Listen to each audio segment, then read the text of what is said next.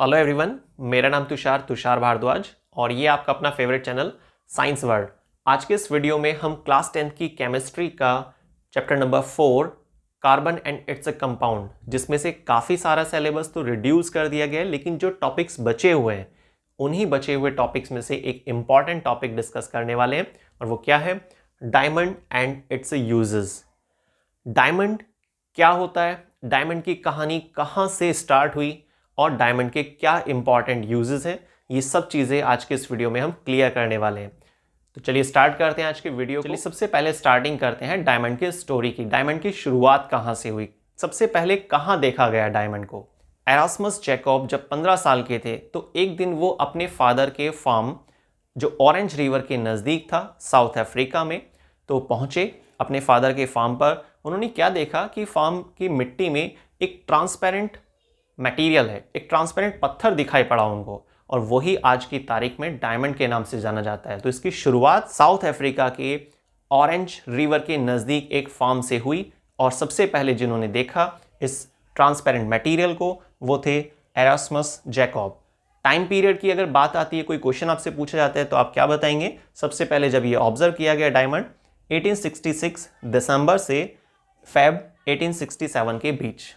Clear? चलिए, ये तो बात हुई स्टोरी की, शुरुआत की कि डायमंड की शुरुआत कब से हुई, कहां से हुई और किसने सबसे पहले इसके बारे में बताया। तो नाम याद रखिएगा, एरास्मस जैकब। नेक्स्ट स्टेप पर आते हैं कि डायमंड क्या होता है, क्या होती है डायमंड की स्ट्रक्चर। अगर कोई क्वेश्चन आपसे पूछा जाता है एग्जाम में कि भाई स्ट्रक्चर ऑफ डायमंड के बारे में आपको बताना है, तो आपको उसमें क्या बताना चाहिए, क्या आप उसमें लिखेंगे? ठीक है, चलिए अब बात करते हैं डायमंड के स्ट्रक्चर की। कि अगर कोई आपसे क्वेश्चन पूछता है कि भाई डायमंड के स्ट्रक्चर क्या है, तो आपको उसमें क्या क्या चीज़ें मालूम होनी चाहिए, उसको क्लियर करते हैं। देखिए, सबसे पहले स्ट्रक्चर को स्टार्ट करने से पहले तो आपको ये मालूम होना चाहिए कि डायमंड एक एलोट्रॉपिक फॉर्म है कार्बन की। अगर एलोट्रॉप की बात की जाए कि एलोट्रॉप क्या होते हैं, तो purest form of an element, मतलब एक ऐसी स्ट्रक्चर जिसमें सिर्फ और सिर्फ कार्बन ही कार्बन मिलेगा। अब आप सोच रहे होंगे भाई कार्बन ही कार्बन मिलेगा तो हम इसे ग्रेफाइट कह देते हैं, डायमंड क्यों कह रहे हैं? उसमें एक खास डिफरेंस होता है। ग्रेफाइट की स्ट्रक्चर जिस पर हमारी लास्ट वीडियो जा चुकी है, आपने उसको देखा भी होगा, अदरवाइज आपको डिस्क्रिप्शन बॉक्स में उसका लिंक मिलेगा, आप उसको चेक कीजिएगा। ठीक है, उसको वॉच कीजिएगा। देखिए, ग्रेफाइट की स्ट्रक्चर मैंने आपको बताया था, थोड़ा सा मैं रिवाइज करा देता हूं आपको। ग्रेफाइट की स्ट्रक्चर मैंने बताया था कि एक कार्बन 3 अदर कार्बन एटम से जुड़ता है, 4th इलेक्ट्रॉन फ्री रहता है। ठीक है, उसको साइड कर देते हैं। लेकिन आज की वीडियो में जो हम डायमंड के स्ट्रक्चर पढ़ रहे हैं, उसमें क्या होता है कि एक कार्बन का एटम 4 कार्बन एटम से जुड़ने की क्षमता रखता है और चारों से जुड़ जाता है, कोई फ्री इलेक्ट्रॉन नहीं होता।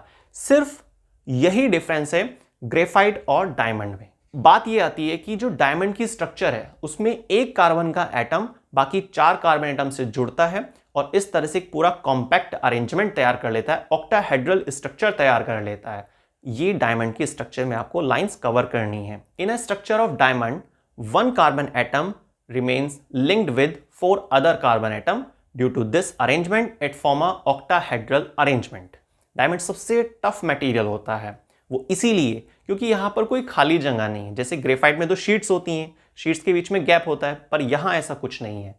डायमंड के स्ट्रक्चर में सिर्फ और सिर्फ कार्बन ही कार्बन होता है, इसलिए इसे एलोट्रॉपिक फॉर्म बोलते हैं। ये भी बात ध्यान रखनी है, क्योंकि एलोट्रॉपिक फॉर्म का मतलब purest form of an element, एक ऐसी स्ट्रक्चर जिसमें सिर्फ एक ही प्रकार का एलिमेंट देखा जाता है, कोई दूसरा एलिमेंट प्रेजेंट नहीं होता है। क्या क्या बात लिखनी है, ये चीज आप ध्यान रखिएगा। ठीक है, उसको रजिस्टर में नोट भी कर लेना।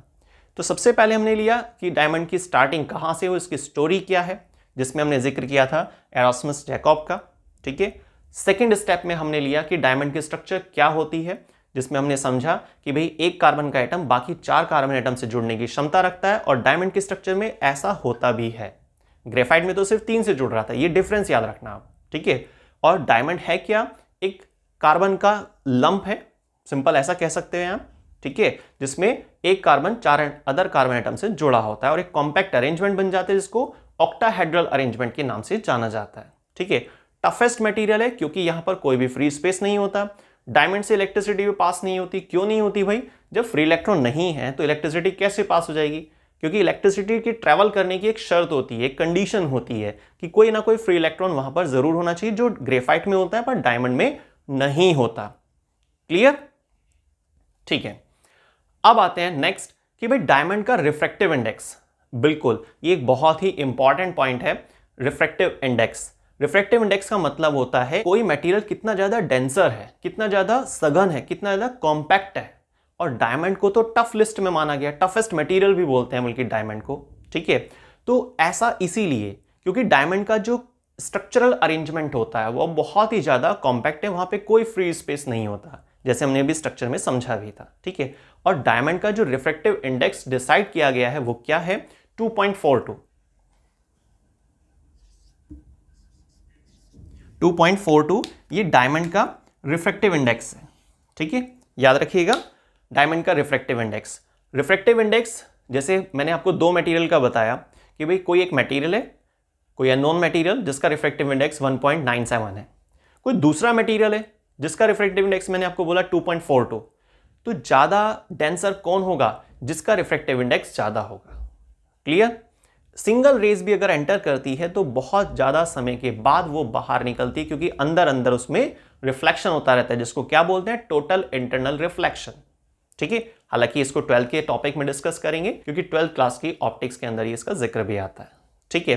तो फिलहाल आपको याद रखना है कि डायमंड के स्ट्रक्चर में टोटल इंटरनल जो रिफ्लेक्शन चलता है उसका कारण क्या है, डायमंड का रिफ्रैक्टिव इंडेक्स ज्यादा होना। और रिफ्रैक्टिव इंडेक्स क्या होता है, किसी भी मटेरियल के कॉम्पैक्टनेस को दर्शाता है रिफ्रैक्टिव इंडेक्स, सघनता को बताता है, मॉलिक्यूलर स्पेस कितना कम है उसको बताता है, इंटरमॉलिक्यूलर स्पेस कितना कम है इस चीज को क्लियर करता है। तो हमने दो स्टेप क्लियर किए अब तक आज के इस वीडियो में। सबसे पहले कहां से स्टार्टिंग हुई, नंबर सेकंड डायमंड की स्ट्रक्चर क्या होती है। अब आते हैं थर्ड स्टेप पर और वो है डायमंड के uses. Number first, diamond absorbs harmful radiation.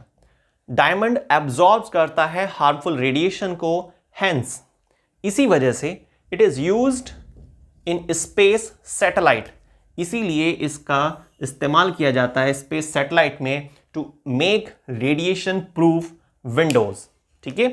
Radiation proof Windows को बनाने में इसका इस्तेमाल किया गया, पर इसकी ऐसी क्या प्रॉपर्टी है यह बात आपको ध्यान रखनी है जिसकी वजह से हम इसको रेडिएशन प्रूफ विंडोज में इस्तेमाल कर रहे हैं। और वो क्या प्रॉपर्टी होती है कि डायमंड एब्जॉर्ब करने की क्षमता रखता है हार्मफुल रेडिएशंस को, ठीक है। Second, diamond is used in jewellery. ये तो आप सबको मालूम है ही, ठीक है। बहुत सारे हाई रैंक ब्रांड है जो डायमंड की ज्वेलरी को बना भी रहे हैं, जैसे कि तनिष्क वगैरह या जो भी इस तरह से, ठीक है। तो diamond is used in jewellery as well, cut and polished diamond sparkles brightly. Diamond बहुत ही बढ़िया तरीके से शाइन क्रिएट करता है, चमक देता है, ठीक है। तो डायमंड की इस क्वालिटी की वजह से इसको ज्वेलरी में इस्तेमाल भी किया जा रहा है, ठीक। Next, diamond is used to cut the glass and other metals. Diamond का इस्तेमाल किया जाता है ग्लास को कट करने के लिए, है ना। जो नाइफ होता है ग्लास की कटिंग के लिए, उसका जो टिप पार्ट है वो डायमंड का बना होता है, जिससे कि वो बहुत आसानी से, बहुत ही स्मूथली, बिना ग्लास के मटेरियल को डैमेज किए शार्पली कट कर सके। एंड अदर मेटल्स, और बाकी मेटल्स की कटिंग में भी इसका इस्तेमाल किया जाता है। जिस नाइफ से कट करते हैं उसका जो टिप पार्ट है वो डायमंड का बना होता है, ठीक है।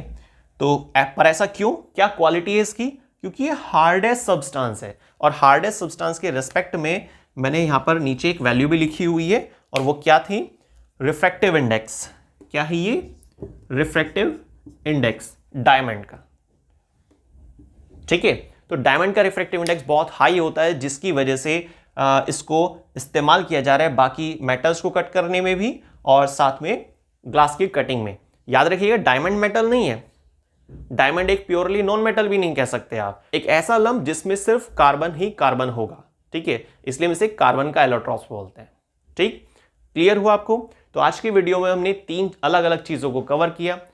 सबसे पहले हमने लिया कि डायमंड की स्टार्टिंग कहां से हुई, इससे रिलेटेड साइंटिस्ट का नाम क्या था, किस ड्यूरेशन में इसका पता लगाया गया, ये सब चीजें। सेकेंड राउंड में हमने लिया कि भाई डायमंड की स्ट्रक्चर कैसी होती है ना, डायमंड का रिफ्रैक्टिव इंडेक्स कितना होता है, ये सारी चीजें हमने समझी।